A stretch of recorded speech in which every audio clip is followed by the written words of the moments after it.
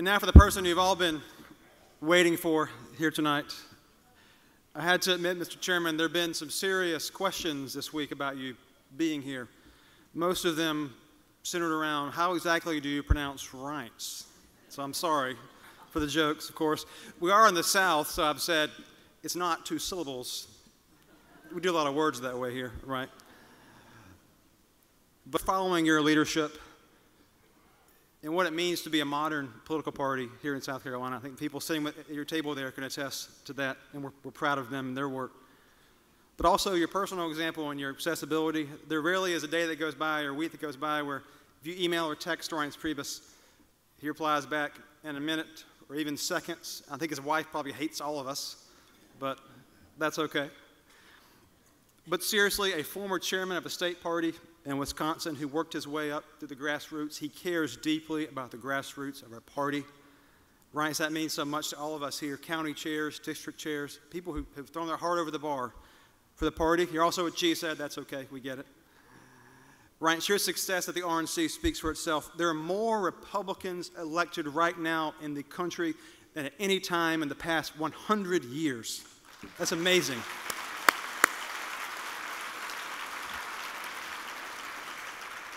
We have 31 Republican governors like Governor Nikki Haley across this country, partners with her making a difference.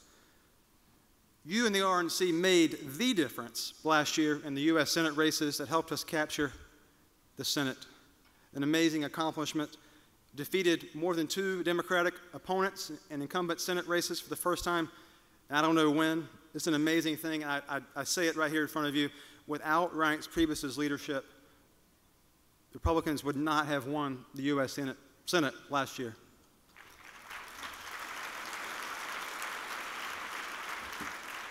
He's going to tell you more. He's got the RNC focused on things that, as partners with them as a state party, the digital, the data, the absentee voting, the early voting, the analytics, the engagement with voters.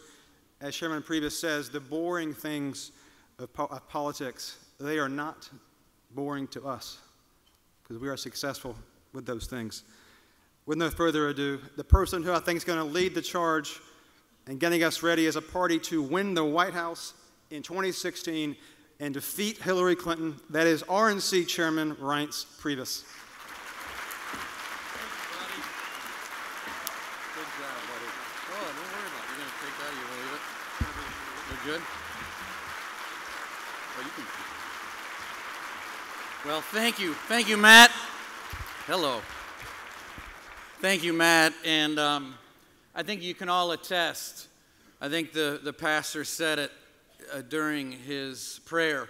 And by the way, isn't it great that we're involved in a party that prays together before we eat? But the pastor said it, you know, our answers aren't found in politics, they're found in God. But while we're here in salt and light in the world, care about our country, care about each other. We want what's best for our children. And it takes the leadership of all of you in this room to make that wheel go around. In South Carolina, and your leadership across the country. But you should know very clearly, and I can't say this in every state, of course not, but you have one of the best state chairmen here in the entire country that runs a competent, big, productive party here in South Carolina, and Matt Moore. And I'm here to honor him. It's hard work. There's no glory. I can promise. Just check Twitter in my name and you'll see what the glory is all about. You've got a great team here. Cindy Costa, your national committee woman. I want to recognize Glenn McCall, who helped us write the Growth and Opportunity Report 2 years ago. Glenn, thank you. And your former chairman, who is now working at the RNC, engaging pastors and people of faith across the country, Chad Connolly, thank you.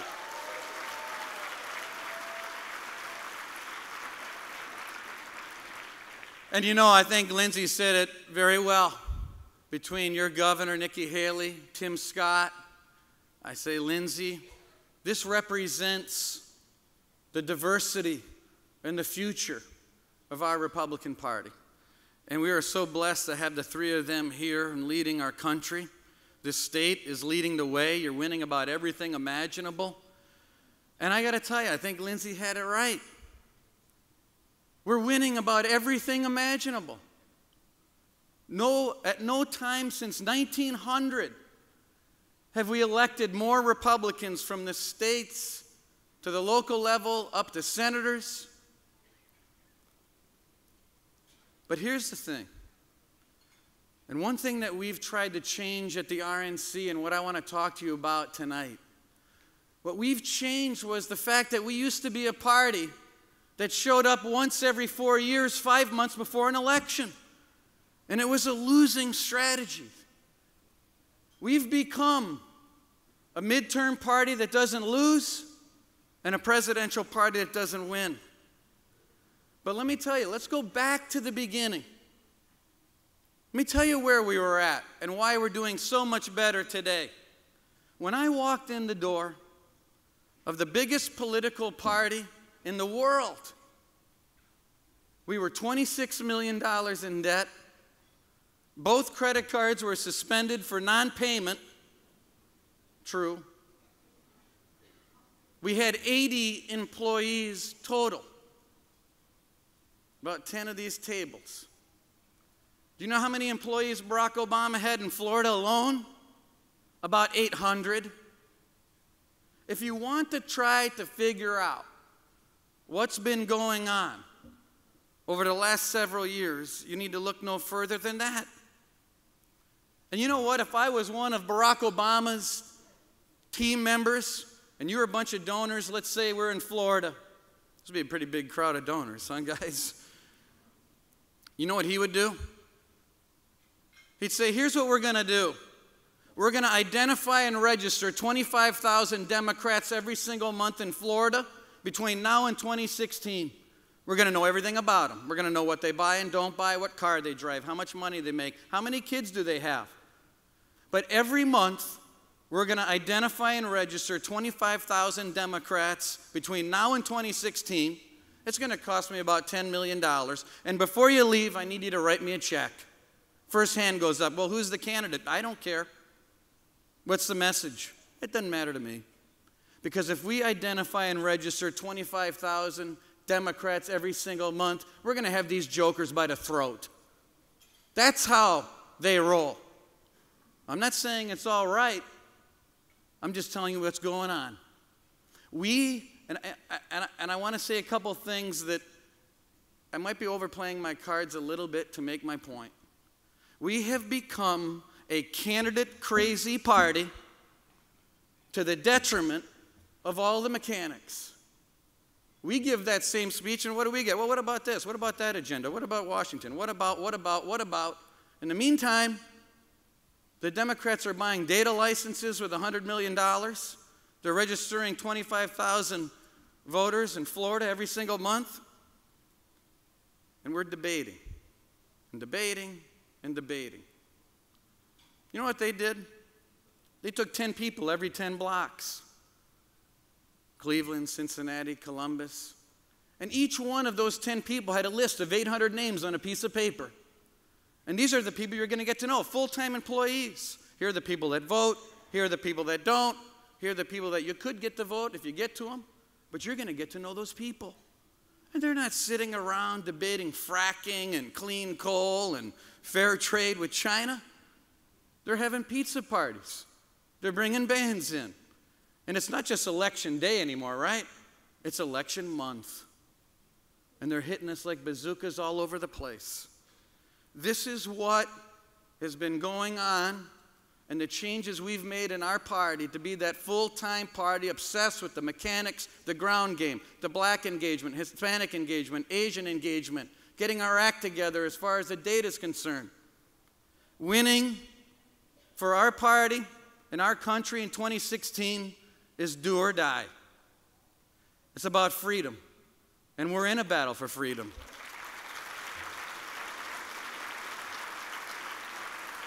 We're in a battle for freedom. It's the same battle that founded our country. It's the same battle that James Madison affirmed in the Bill of Rights, the same battle that founded our party in Ripon, Wisconsin in 1854. And here we are today. It is about freedom. Speaking of my goofy name, my kids are named Jack and Grace. So, like, some family traditions are worth killing off. My name's one of them, okay? I did tell Lindsay ahead of time, when I first won the chairmanship, I don't know if it was Colbert or Jon Stewart that figured out, I'm just thinking about this, talking about destiny, if you take the vowels out of the name Reince Priebus, you get R-N-C, but it gets better, P-R-B-S. So, it's just destined. Well, I've got a little guy named Jack, and Jack is 10. And like all of you out there that are fathers, I want to be a good dad. And I'm sure some of you that run around and you're elected, it can be tough because you want to be home, and when you're home, you want to be home, right? And so it's kind of a privilege to be able to spend some time in Washington, D.C. So I brought little Jack to the World War II Memorial. How many of you have been to the World War II Memorial? Okay. I think you would agree with me that it's a place that you get out of it what you're willing to put into it.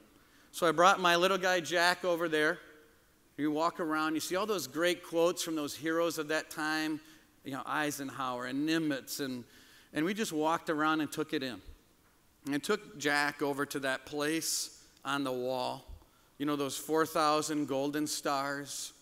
And you walk up, and you're reading what it's all about, and you start to figure it out. That for every one of those golden stars, it represents 100 little guys, obviously a little bit older than Jack, but 100 little guys that didn't come home to mom and dad. And I know you can't ever, ever, ever, ever put yourself in the shoes of a parent that goes through that. But those moments when you look down at your little kids and you just wonder, I wonder what it'd be like if Jack didn't come home to mom and dad. And then you look down in front of those golden stars on the black granite, and it says, "Here we mark the price of freedom." That's why we're here. There are two things going on right now in our party. On one hand, you have a lot of candidates that are fighting for the nomination of our party. They're fighting for the majority of delegates in Cleveland to declare that they're the nominee of the Republican Party. And that's where they're focusing their energy. On the other hand, you have the national party and our state parties. We're running the presidential campaign right now, by the way. We're the ones registering the voters in North Carolina and Ohio and Florida. We're the ones buying the data licenses so that we know who to target and how to target. Somebody's got to get that done. And we have to do it. And in many cases, we're the only entity that legally can do it. You may not realize this, but let's just say I leave this podium and Matt conducts a meeting with everybody in this room. And you decide, after a lot of discussion, maybe not so much, that I'm an idiot when it comes to data in our party. So you say, you know what we're going to do? We're going to pitch our money together. We're going to get a whole bunch of other people. And we're going to take $80 million. And you all are going to form a group, and you're going to build up the voter data. And then when someone like Lindsey Graham or someone else becomes the nominee, you're going to walk up and you say, guess what? We built this all. We got the smartest people in this country. Here it is, the improved voter data. You know what? He can't take it. He can't take it because you didn't build it with regulated federal cash that only either the state party, the national party, or the candidate can build. You might say, well, how did Barack Obama do it? He built it himself. While we were debating each other in a 23-debate traveling circus, they were raising $120 million on data. These are the things that a competent national party has to get its act together about, and we have. And there's nothing controversial about this.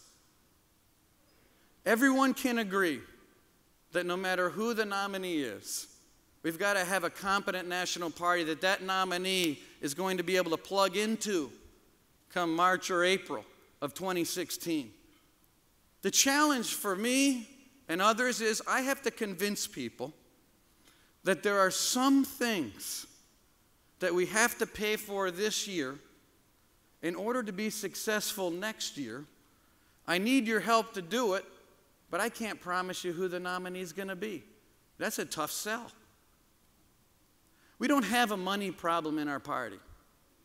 Starting next May, June, both parties will have money coming out of their ears.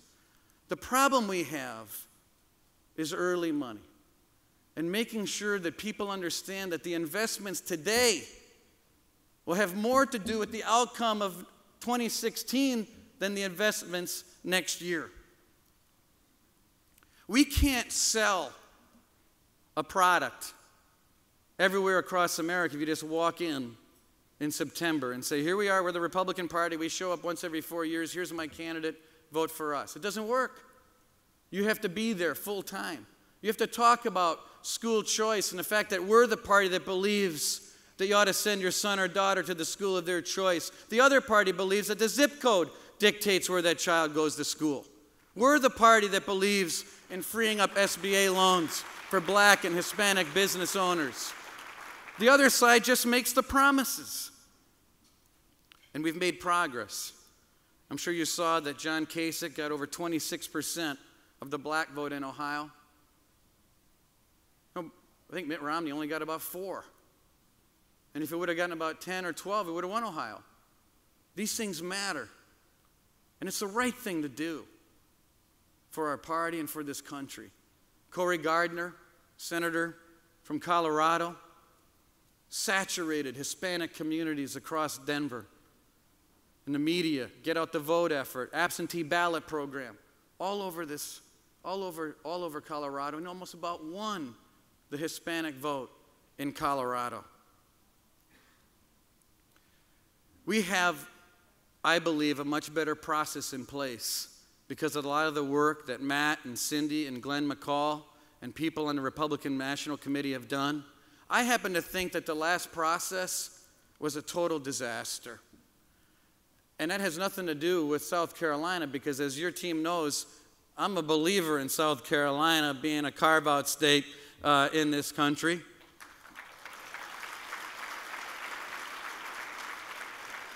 But we took that 6-month slice and dice festival and we narrowed it down to about 60, 70 days.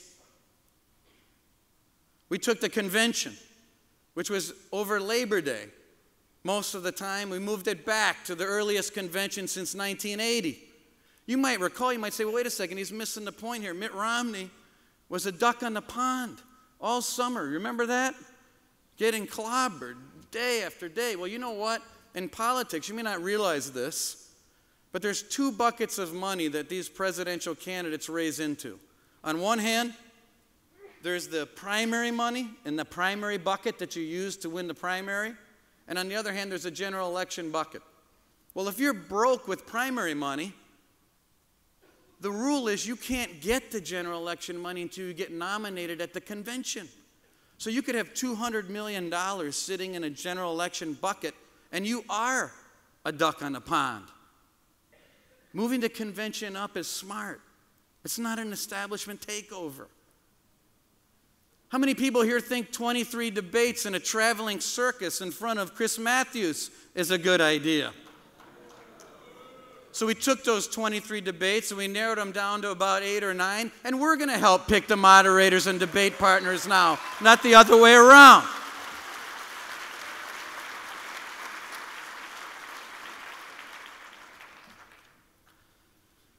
And tonight also marks the 48th anniversary, I believe, of the first Silver Elephant dinner when Ronald Reagan spoke here.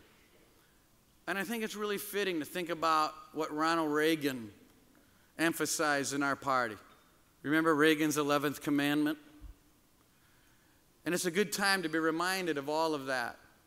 That we build our party through unity. We build our party through building each other up. I'll tell you a quick story. After 2012, and I think all of us went into hiding for about a month. Some people years, by the way, just getting out of hiding. I went to go visit a person that was a major contributor to our party. But he was also a person, and we all have different types of people like this in our lives. It's very intimidating. He can be kind of loud, forceful. And it's one of those meetings, whether it's in business or family, you know going into it, it's not going to be a lot of fun. But it's something you have to do. And I walked in. Probably didn't think as much as I should have about what I was going to say. And I went in there and I said, here's what we got to do. We got to do this. We got to do that. We got to. And about 3 minutes in, he said, stop. Just enough. Stop. Here's the thing. Reince, you pronounced it right. He said, you're young. You're smart, which I know is questionable, but he said it. He said, you're young. You're smart. And if you want a job with me down the hallway, I'd love to have you. I'll take you tomorrow. But here's the thing. If you're not going to be big and you're not going to be bold, then don't waste my time. Don't waste your life and your kids' time and your wife's time. If you're not going to be big and bold, just forget it. Just go home. I've never stopped thinking about that. And while I know that some of this stuff seems just pretty reasonable and normal to you, reasonable and normal is not what's been going on. Vince Lombardi, who, I'm a Packer fan, said that the only place where success comes before work is in the dictionary. That's what being in this party is all about. It's a ton of work. It is a ton of work, and it is a grind, but it is do or die. We can't compete at the National Party if we go 16 years straight out of power in the White House. Can't raise the money, can't compete politically. And by the way, if an RNC chairman was here in 2017 and Hillary Clinton was in the White House, I have no idea what that sales pitch sounds like. Doesn't sound very good to me. I want to make you proud of our party. If there's anything I want you to know, is that I understand the responsibility. I think our party understands the stakes and responsibility. We're not doing this for fun. We're doing this to win, save our country, and in the process, we'll be celebrating together. So with that, thank you so much, and God bless you. It's an honor and a privilege to be here in South Carolina. God bless you. Thank you.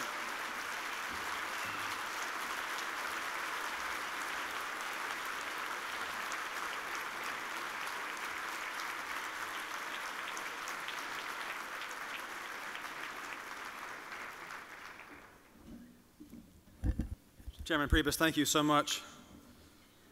It's inspiring to have a wonderful national party chair we all look up to and try to emulate every single day.